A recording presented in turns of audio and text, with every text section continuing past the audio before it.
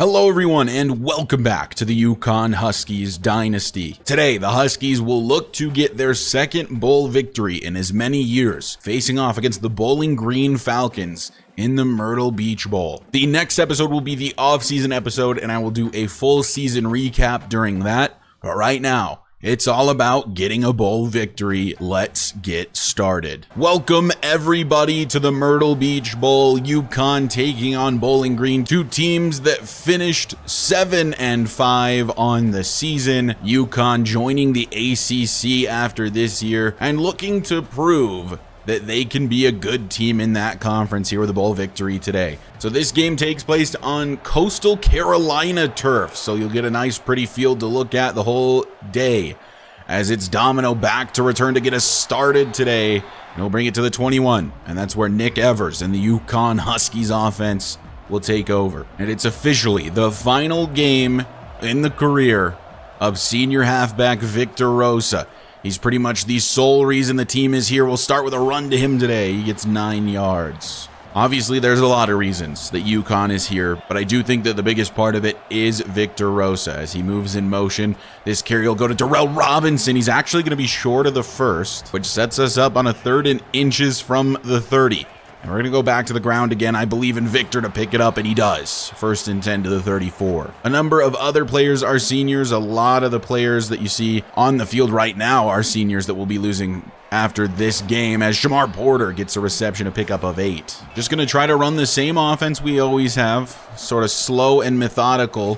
And we found a lot of success in the ground game to end the regular season. 1st and 10 from the 46. Evers back to pass, looking for Lewis Hanson, the tight end, to the left side, and that's another first down to the 40. 1st down and 10, man in motion is Skylar Bell, another senior. He's going to get the carry, but nowhere to go. He loses 3. That brings up a 2nd down and 13. Play action. Evers back to pass, tries to throw it away, but it's a loss of 10. Miles Bradley with the sack. Just nowhere to go for Evers. A blitz sent, not picked up. And now it's 3rd and forever as Evers will look to throw. He's launching one down the field. He has Shamar Porter, but he overthrows him. That's a touchdown if he hits his target. Instead, UConn will start with a punt away. The Bowling Green offense is led by sophomore quarterback Lucian Anderson III. The halfback is 87 overall senior Terrion Stewart. Wide receiver 1 is RJ Garcia II. Then they got Sean Thigpen, Finn Hogan, and Sincere McNeil. And the tight end, maybe their best player, Harold Fannin Jr. So the Bowling Green defense gets a stop. Can the offense pay them back with points? As Anderson will look to throw on his first play down the field, has a man wide open. It's Sean Thigpen beating Damon Brinson. So immediately a huge pickup for the Falcons as Anderson will flip the play. Now they've got 3 lined up wide to the right. And it's going to be play action, and Anderson gonna go down. It's Cam Chadwick on the corner blitz. A loss of 8. 2nd and 18 from the 50 after the big play and then the big loss as Anderson hands off Stewart. Spears is there, but tackle's broken, and Stewart gets 10 yards back, making it a 3rd and 7. So from the 39, 3rd down, 7 yards to go. Anderson back to pass. Throws it left side, it's caught. Jordan Wright can't break it up. That's a 1st down for the Falcons. From the 27, nearing the red zone already. Stewart on the carry. Lovelace and Yates are there. They hurry it up again. 2nd and 9 from the 26. Anderson looks to throw this time.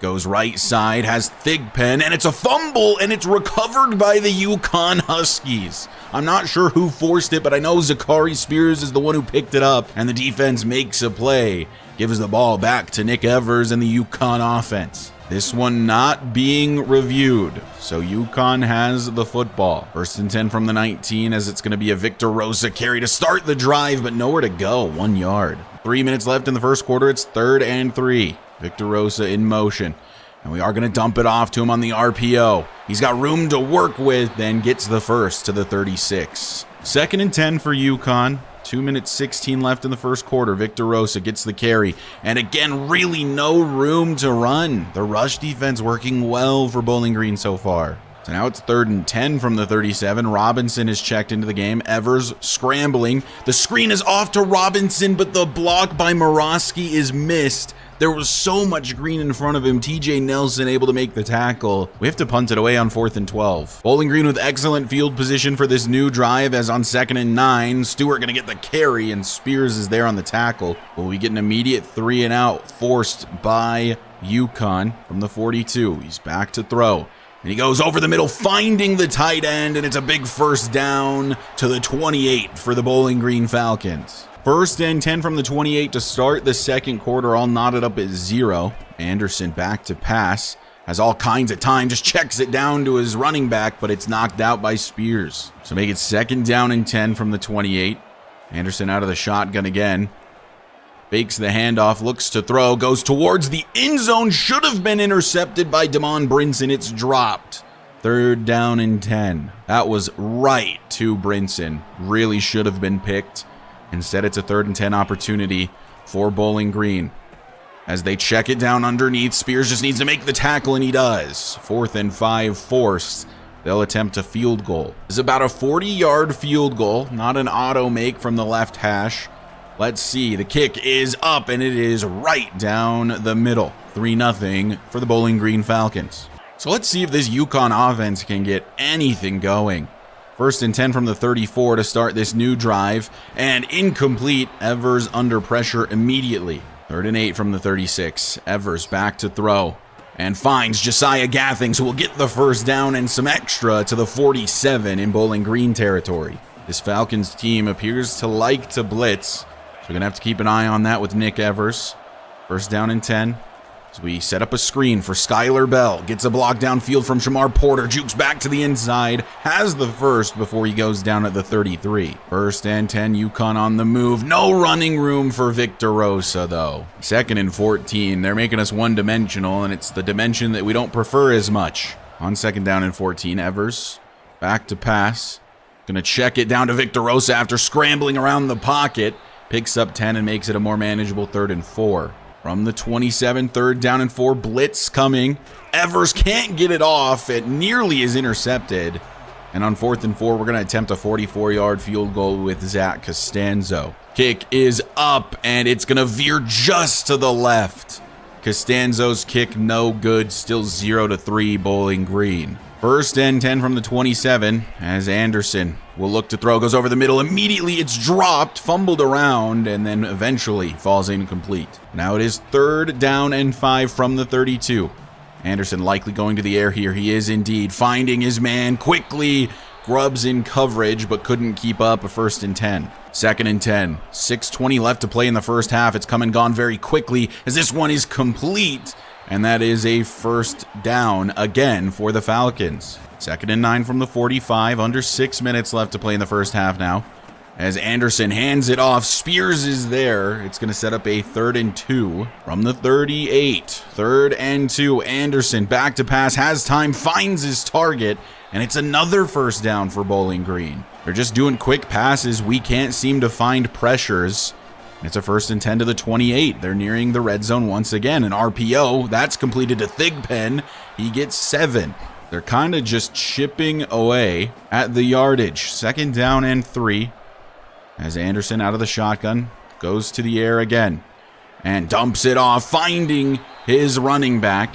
And that's another 1st down. 2nd and 10 from the 16. Anderson has the running back in motion and looks to throw, dumps it off, and that's going to be a pickup of about 6, setting up a 3rd and 4. 3rd down and 4 from the 9, finds an open man, and he holds on through the hit. Now it's a 1st and goal at the 5. I am begging the defense to make a stop through the air. I don't know if Anderson has thrown an incompletion yet, as this one's on the ground to Stewart. Lovelace couldn't make the tackle, but gets help. So now it's 2nd and goal from the 1. It's really the half-yard line, but they go to the air. Anderson, all kinds of time, finds his man, but it's broken up by Chris Grubbs. On 3rd and goal from the 1, they'll try it again. It's a direct snap to the halfback. He runs into Curvin's Choot, but he breaks the tackle. Touchdown, Bowling Green. And they will extend their lead. Now with the touchdown, it's going to be 10-0. With only 3 minutes left here in the first half. Curvin's Choot had the opportunity to make the stop. Couldn't do it. It has been tough going for the UConn Huskies offense. Ground game hasn't worked. Pass game hasn't been much better. It's just been a bunch of blitzes from the Bowling Green defense. Victor Rosa, though, this time will find the edge, jukes back to the inside, and it's the best offensive play of the day for the Huskies, all the way to the Falcons' 45. First and 10 from the 45 as Evers will look to throw.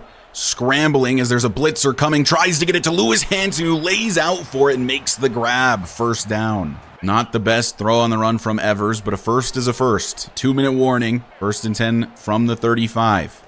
Evers back to pass, running out of time again. Coverage was good down the field, and it's a sack. From the 41, third down and 16. Evers just needs time to throw. He's hit as he throws, and it's a weak throw that's intercepted for that reason.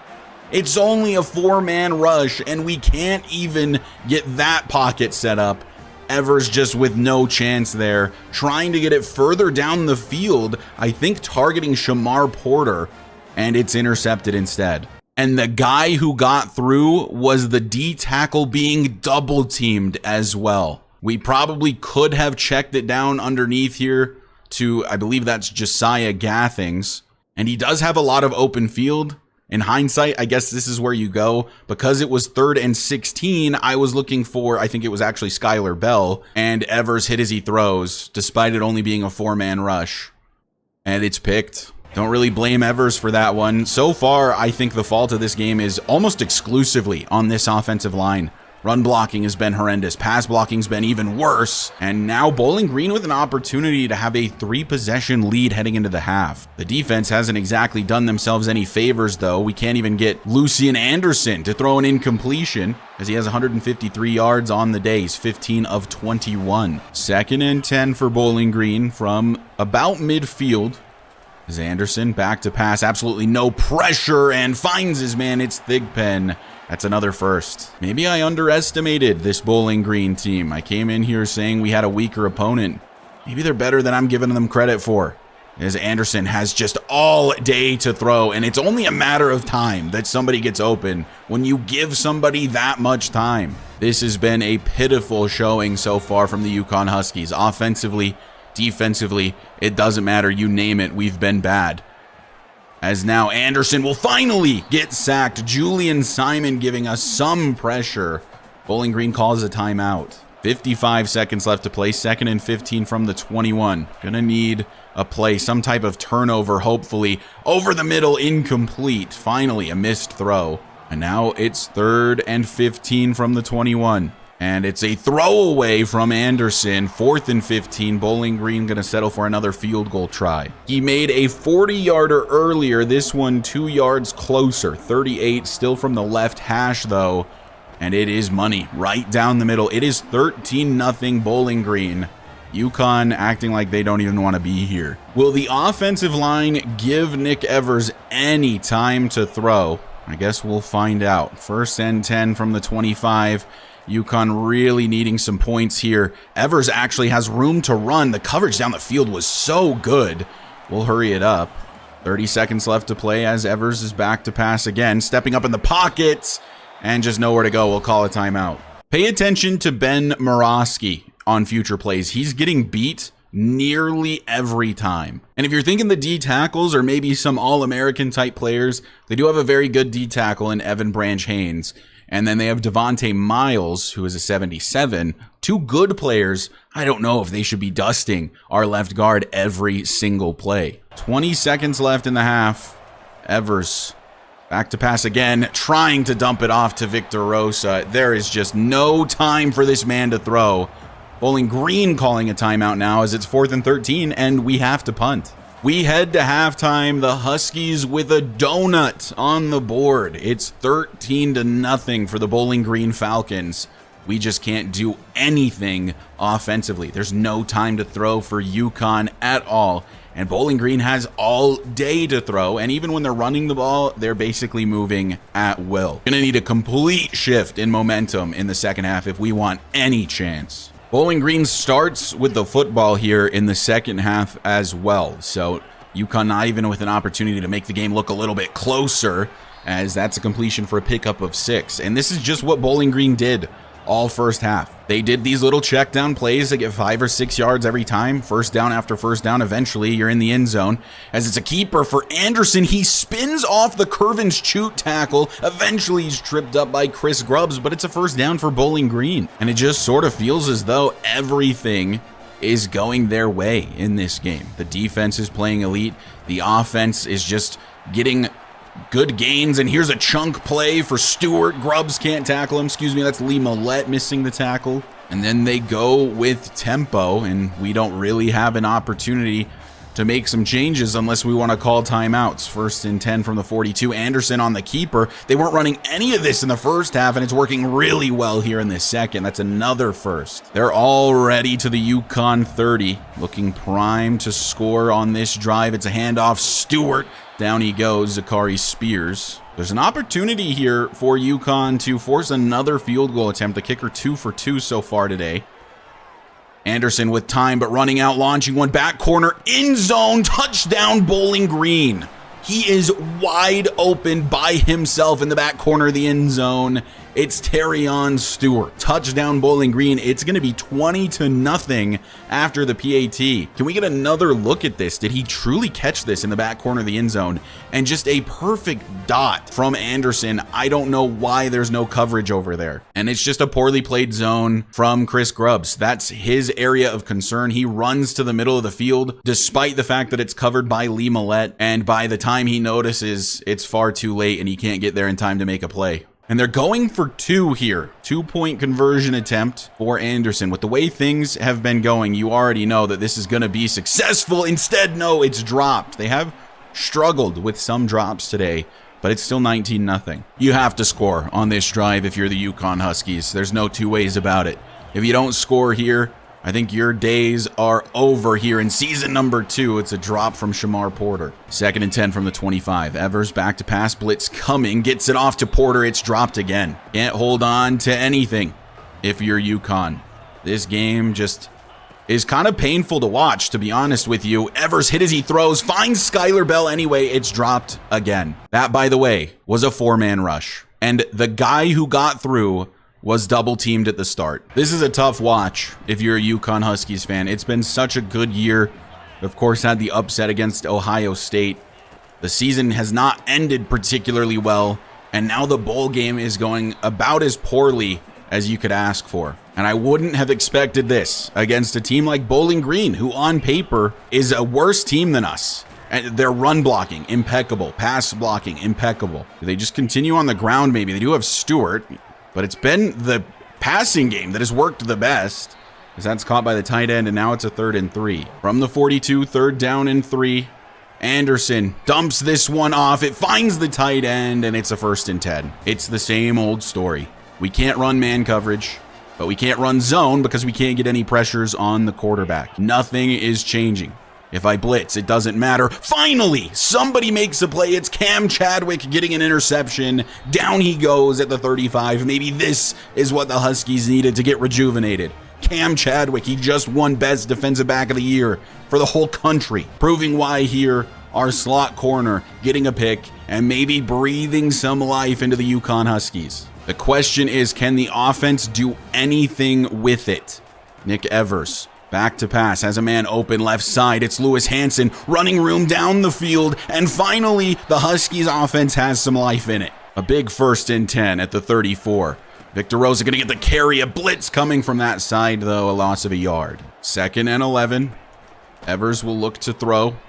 Has no time again. Just going to launch one down the field for Skylar Bell, who makes the grab. Over pursued by the safety, and we're down to the 5. 1st and goal, UConn. Normally, I wouldn't have made a throw like that, but I'm desperate. This team is desperate. We need anything to go our way. 1st and goal from the 5.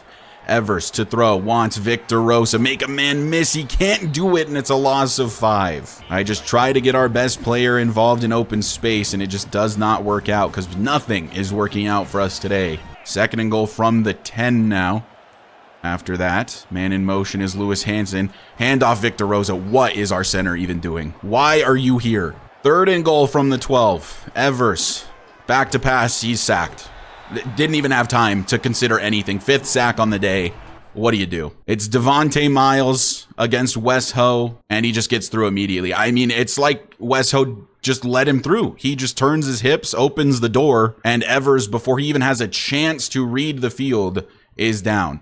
And we had Skylar Bell, the guy I was eyeing, wide open in the middle for a touchdown. 37-yard field goal attempt for Zach Costanzo. Kick is up. It's wide to the right. I mean, yeah, just nothing's going right today. This game is over. Can't even make a simple field goal. Nick Evers has no time to throw. I don't think the O-line wants to be here at all. Maybe disappointed with the way the season has gone. Terrion Stewart, huge pickup here.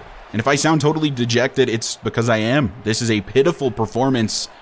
And, you know, it just kind of feels like there's not a whole lot I can do about it. But if the offensive line is just going to let defensive tackles through on every single play, there's just nothing I can do. 1st and 10 from the 38. This is not the same UConn team that beat Ohio State, getting absolutely mopped by Bowling Green. 2nd and 6 from the 34. Anderson back to pass, and down he goes. Zachary Spears making an impact. 10 seconds left in the 3rd quarter. They do actually snap it. Long ways to go, but finding a man, and it's going to be a 4th and 7 as we start the 4th. It's going to be a long field goal attempt, 53, 52-ish yards, and it is up, and it is good. Inside the left upright, had plenty of leg. This Bowling Green kicker must be very good. The UConn offense going to try again, I guess. What can you do but continue to try? So we get this over the middle to Skylar Bell. Finally, a positive gain. Gets to the 37 of first. 10.5 minutes left to play as Evers is back to pass. Check it down to Shamar Porter, and he's just short of the first. Now it's 2nd and 1. We're back to pass again. We're going to go way downfield for Shamar Porter, who's wide open, and he gets to the 16 of 1st and 10 for UConn. The passing game's starting to work a little bit, maybe. Just need time to throw. That's all we're asking for. Evers gets this off to Hansen as he was quickly running out of time, a pickup of 6. 2nd and 4 from the 10. So Victor Rosa will go out wide to the left, and we'll dump it off to him. Bobbles it, but then makes the grab. Can he get into the end zone? No. Gets to the 2 where it's a 1st and goal. That little bobbled catch might have helped him because it kind of faked out the defender. 1st and goal from the 2. Hansen in motion. And it's going to be a handoff. Victor Rosa, he'll walk it into the end zone. Touchdown, UConn. Game's not completely over, but it feels like it. 22-6 now. PAT will make it 22-7, but we're going to go for 2 here. Going to need a 2-point conversion at some point. We're going to go for it here as Evers to throw. Hit as he throws. No time. Falls incomplete. Man, Jacob Rizzi just lets his guy through instantly. The defense has got to do something. Need a turnover probably to stand any chance. 8.5 minutes left to play as they're still going to the air, and it's still working. Thigpen with a first. At the 25, it's a 1st and 10. Stewart motions out wide to the left, and they dump it off to him, but it's going to be a loss because Sims is there. Not a guy you see a lot. A loss of 3. Now it's 2nd and 13 from the 22. Anderson fakes the handoff, looks to throw, and ends up throwing it away. 3rd and 13. A punt here means the Huskies might actually stand a chance to get back into this one. It's not going to happen, though. Jordan Wright ignores the guy in front of him and allows another first. That is just ridiculous. 1st and 10 at the 43, and I'm really surprised that Bowling Green is sort of still running this tempo offense. At this point, you could just chew clock, exit with a bowl victory. It's a run-pass option, and it's past everyone.